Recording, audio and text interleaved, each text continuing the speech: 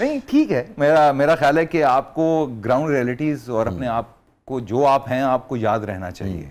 आपको अपने पुराने दोस्त अगर वो मिलें तो आपको याद होने चाहिए, नाम चाहे आप भूल जाएं लेकिन आपको याद होना चाहिए। आप जहां से बिलोंग करते हैं आप अपनी असलियत को जो है वो याद रखें।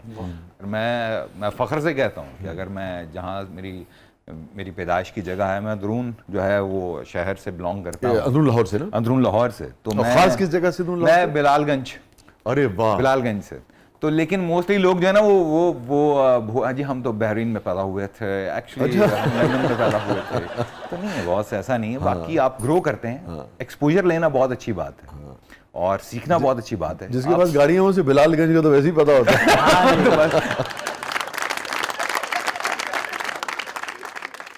कैसा माहौल ये बिलालगंज का जो एरिया है, जो कारोबारी एरिया है, उसके पास ही रिहायशी? जी बिल्कुल। तो बताओ ना यार, वो बचपन का वो माहौल, इतनी दुनिया खलकत आती है वहाँ, और फिर वहाँ अगर रिहायशी एरिया भी है, कैसी जिंदगी थी फिर? सर ऑनेस्टली बचपन में तो हर चीज़ ही बड़ी खूबसूरत लगती है।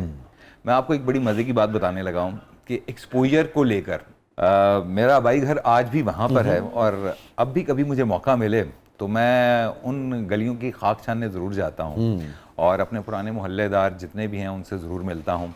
अच्छा, मेरा जो जर्नी है ना लाइफ का, मेरी पैदाइश जो है वो लाहौर में हुई, मेरी स्कूलिंग सारी पिंडी की है और फिर वापस लाहौर आया, लाहौर आने के बाद अब कराची में हूँ। लेकिन जो कहते हैं ना कि जो आपकी जाए पैदाइश होती है वो जगह आपको सबसे ज़्यादा करीब होती है, जो मैं आपको अभी बात बताने लगा था एक्सपोजर की। वहाँ की बसंत और बिलालगंज में। लेकिन सही लफ्ज क्या है? बिलाल, लेकिन बोलना हमें बलाल ही पड़ेगा। बिलाल ही पड़ेगा। बिलालगंज ही बोलेंगे, वरना बिलालगंज बोलेंगे ना तो वो मजा नहीं आएगा। ऐसी भाई वो सीढ़ियाँ बचपन में ना बहुत जो है ना ज्यादा लगती थी। वो ऊपर था घर आपका? 3 मंजिला घर है। 3 मंजिला घर है तो हम छत पर जाना है। ममटी थे। उसके अलावा जो उसके कमरे थे ना वो बहुत बड़े बड़े लगते थे। जैसे जैसे वक्त गुजरता गया बड़ी बड़ी चीज़ें देखना शुरू हो गई। मैं लास्ट अब तो खैर काफ़ी अरसे पुरानी बात है, जब मैं गया तो मुझे वो सीढ़ियाँ छोटी लगना शुरू हो गई। मुझे वो घर की जो कमरे हैं वो छोटे लगना शुरू हो गए और मैंने रोना शुरू कर दिया कि यार मेरा इतना बड़ा घर एकदम से छोटा कैसे हो गया। ये रोना आप मुहावरतन कह रहे हैं हकीकतन? मैं हकीकतन कह रहा हूँ, क्योंकि आपने जब बड़े बड़े घर देख लिए तो फिर वही जो घर है वो छोटा लगना शुरू हो गया मुझे।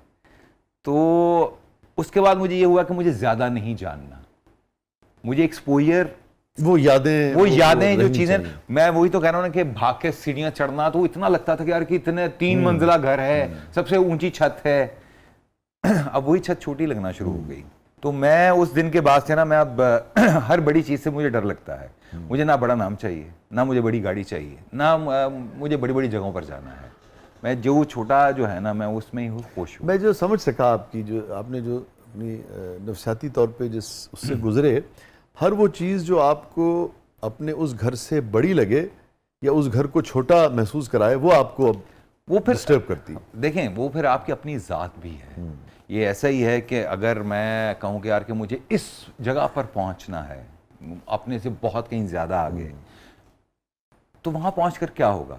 कहीं वो भी जगह तो छोटी नहीं लगना शुरू हो जाएगी। तो मेरा ख्याल है कि आप जहाँ हैं, जैसे हैं, जिस मुकाम पर हैं, आपको अल्लाह का शुक्र अदा करना चाहिए। एम्बिशियस नहीं है आप बहुत?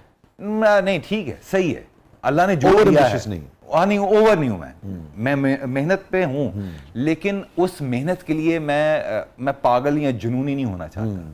वरना आप इस दौड़ में थक जाते हैं और फिर आप के ऊपर से जब कोई गुजरता है ना आपको कुचलते हुए, तो आपको बहुत पेन हो रही होती है। कई लोगों को मैंने साइको होते हुए देखा है। तो मैं नॉर्मल रहता हूँ और मुझे इसमें ना बड़ी सेटिस्फैक्शन है कि मैं, अल्लाह का शुक्र है कि मुझे इस मामले में ये नहीं है कि ओहो ये मेरे बाद आया था, ये वहां पर पहुंच गया। इवन दो कि यहाँ पर तो ये भी आजकल दौड़ है कि यार कि तुम्हारे फॉलोवर इतने हैं, उतने फॉलोवर उसके हैं, तो तुम्हारे इतने कम क्यों। तो ये दौड़ जो है ना, मैं नहीं दौड़ सकता।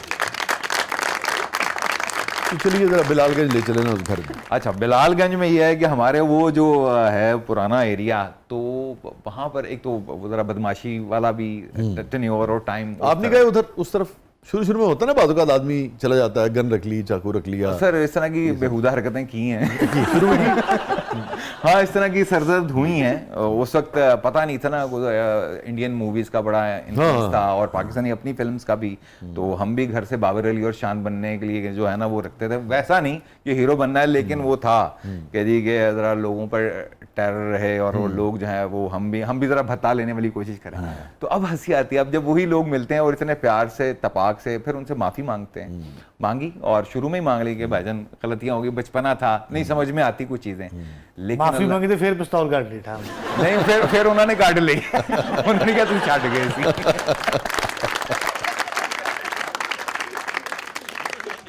तो नहीं तो बकायदा किसी ग्रुप का हिस्सा बन गए थे? ऐसा अल्लाह का शुक्र है। देख दुख के आदमी। नहीं, बस ऐसे ही जरा मोहल्ले में वो उठना बैठना, तुम क्या देख रहे हो और तो इधर क्या, वो इस तरह की हरकतें जो है ना वो छिछोरपन मेरा ख्याल है कि हर कोई करता है। तो अब जब से हम इस फील्ड में आए तो मेरा ख्याल है कि मुझे जो है ना वो रिस्पॉन्सिबिलिटी का एहसास होना ये बड़ा ज़रूरी है।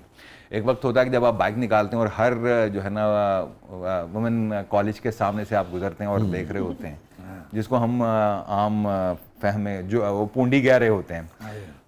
लेकिन यकीन माने कि जैसे ही रिकग्निशन हुई जब लोगों ने, तो फिर इस बात का एहसास होना शुरू हुआ कि लोग क्या सोचेंगे, कि जो हमें देखकर हमारी फील्ड को या हमारे बारे में लोग क्या राय कायम करेंगे। तो उसके बाद से ना डर लगना शुरू होगा और फिर ऐसी कोई हरकत नहीं की कि नहीं यार, तो ये अब जिम्मेदारी है। तो शोहरत ने सुहेल समीर को जिम्मेदार बना दिया, नो डाउट। इसमें यह है कि होता है कि आपको कुछ चीज़ों को आप पॉजिटिव यूज़ करते हैं, कुछ नेगेटिव यूज़ करते हैं, अच्छी बात।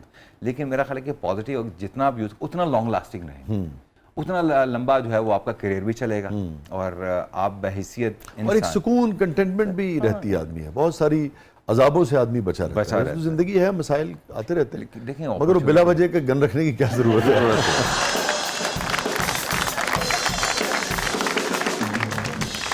तो अल्लाह का लाख लाख शुक्र है कि ठीक है, मामला अल्लाह ने बड़ा किसी कोने में होनी चाहिए, वो जरूरत पड़ जाती है। सर कई बार हुआ, अभी कुछ अर्सा पहले की बात है, पुलिस उठा के ले गई थी।